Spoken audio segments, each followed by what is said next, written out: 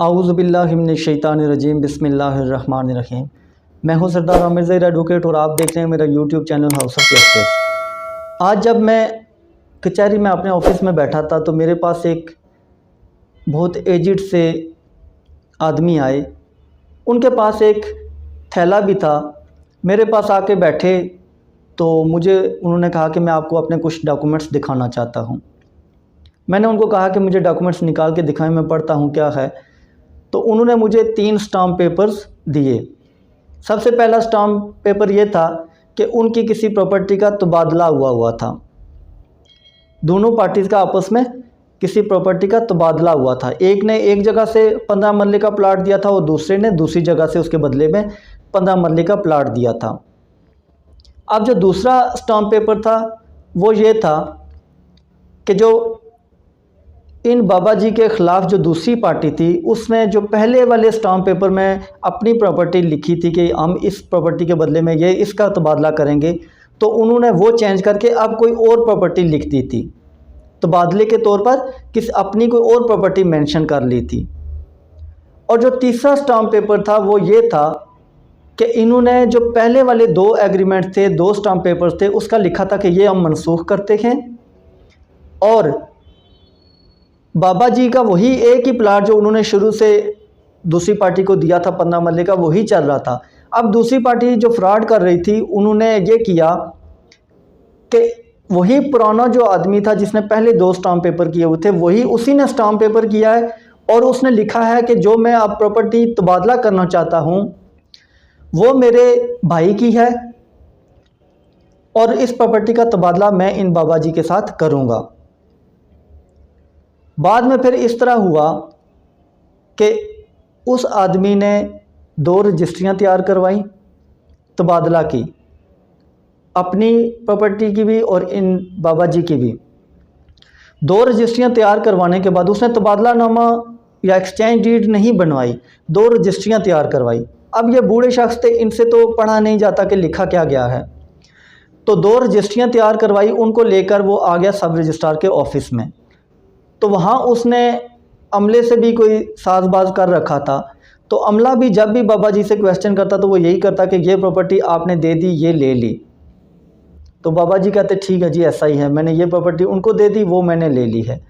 तो साइन करते गए बाद में जब तकरीबन 1 महीना गुजर गया और बाबा जी को रजिस्ट्री की कॉपी नहीं मिली, तो वो आकर चेक करने लगे कि मुझे अभी तक कॉपी नहीं मिली, जबकि वो दूसरा जो आदमी था वो अपनी रजिस्ट्री की कॉपी जो ओरिजिनल मिलती है वो ले गया। तब बाबा जी ने फिर उससे रब्ता किया कि आप अपनी तो साइन करवा के ले गए, मुझे क्यों नहीं अभी तक मिली। तो उसने कहा मैंने तो आपसे प्रॉपर्टी ख़रीदी थी, तो आपको किस चीज़ की मैं रजिस्ट्री, आप कौन सी पूछ रहे हैं। तब बाबा जी को ये पता चला कि उनके साथ फ्रॉड हो गया है और उनकी प्रॉपर्टी सेल डीड बना के उसने ले ली और अब ये दावा कर रहा है कि उसने ख़रीद ली है, जबकि जो बाबा जी को उसने एक्सचेंज करके देनी थी, तो वो चूँकि अब उसने जो 3rd एग्रीमेंट बनाया था तो वो उसने अपने भाई की प्रॉपर्टी दे दी थी। तो ऐसा तो हो नहीं सकता कि एक आदमी की प्रॉपर्टी है और दूसरा उसका सौदा कर दे। तो मुझे उन्होंने जब डॉक्यूमेंट्स चेक करवाए तो मैंने फिर उनको सारी बात समझाई कि जब एक आदमी किसी प्रॉपर्टी का मालिक ही नहीं है तो वो उसको कैसे सेल कर सकता है। इस पर बाबा जी ने रिप्लाई किया कि वो जो जिस भाई की प्रॉपर्टी थी वो साथ ही बैठा हुआ था, तो उसने मुझे कहा कि मैं इसको परमिशन देता हूं कि ये बेच दे।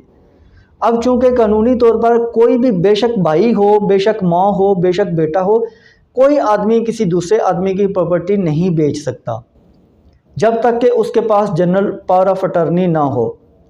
तो आज की वीडियो बेसिकली रिकॉर्ड करने का मकसद ये है कि लोगों को ये बताया जाए कि अगर कोई आदमी जिसके नाम पर प्रॉपर्टी ना हो और वो आपसे किसी प्रॉपर्टी का एग्रीमेंट कर रहा है तो वो सब फ्रॉड है, उसकी कोई लीगल वैल्यू नहीं होगी, आपकी रकम डूब जाएगी। अगर एक आदमी की प्रॉपर्टी है, वो वहाँ मौजूद है, तो वो खुद क्यों नहीं एग्रीमेंट कर रहा जबकि वो अपने किसी भाई या किसी और रिश्तेदार को आगे कर रहा है। तो इसका मतलब है उनके जहन में पहले से ही खोट है और किसी मनसूबाबंदी के तहत वो आपसे ये सारा फ्रॉड खेल रहे हैं। तो कानूनी तौर पर तो ऐसा होता है कि जब कोई आदमी अपनी प्रॉपर्टी बेचता है तो वो खुद एग्रीमेंट करेगा, वो खुद रजिस्ट्री करवा के देगा, उसका जो भी लेन देन होगा डायरेक्ट आपके साथ होगा। लेकिन अगर वो अपने किसी ऑथराइज एजेंट को बेचता है तो उसके लिए ज़रूरी है कि उसके पास मुख्तारनामा आम, जिसे उर्दू में कहते हैं, वो होना ज़रूरी है। मुख्तारनामा आम या जनरल पावर ऑफ अटर्नी अगर किसी आदमी के पास होगी तो वो उस आदमी की प्रॉपर्टी बेच सकता है। अदरवाइज़ ना तो एक भाई दूसरे भाई की प्रॉपर्टी बेच सकता है, ना बेटा बाप की बेच सकता है, ना बाप बेटे की बेच सकता है। कोई भी हकीकी रिश्ता क्यों ना हो, कोई भी आदमी किसी दूसरे आदमी की प्रॉपर्टी नहीं बेच सकता, और ना ही उसकी बाबत कोई एग्रीमेंट कर सकता है, ना ही लेन देन जैसे कि बेचने के लिए मैंने ये बेच दी तो आपसे पैसे ले लिए, तो ऐसा नहीं कर सकता।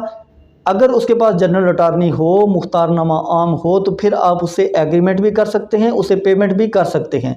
लेकिन अगर उसके पास ये डॉक्यूमेंट नहीं है तो फिर आप अपनी रकम ज़ाया कर देंगे, इसकी कोई लीगल वैल्यू नहीं होगी, वो यकीनन कोई आपके साथ फ्रॉड करने के चक्कर में है।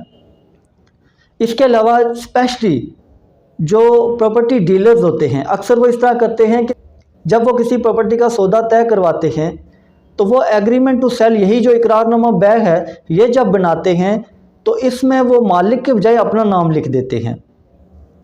अब यहाँ पर यह भी एक बड़ी इम्पोर्टेंट चीज़ है कि अगर वो प्रॉपर्टी डीलर अपना नाम लिखता है, मालिक जिसकी प्रॉपर्टी वो बेच रहा है उसका नाम नहीं लिखता, तो फिर ये भी आपके साथ धोखा होगा, फ्रॉड होगा, इसकी भी कोई कानूनी वैल्यू नहीं होगी। आप बेशक उस प्रॉपर्टी डीलर के थ्रू ये सारा सौदा कर रहे हैं, लेकिन आप उसे इस चीज़ का कमीशन देंगे, वो उस प्रॉपर्टी का मालिक नहीं है। आपने जो सौदा तय किया है वो इसके थ्रू तय किया है, लेकिन जो एग्रीमेंट टू सेल बनाएंगे वो असल मालिक के साथ बनाएंगे।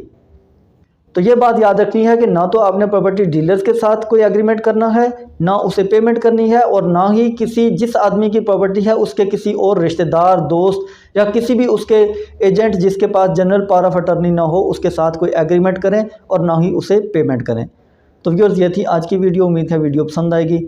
अगर वीडियो पसंद आई तो चैनल को सब्सक्राइब करना ना भूलिएगा। इसी के साथ इजाज़त चाहता हूँ, अपनी दुआ में याद रखिएगा। फ़ी अमानिल्लाह।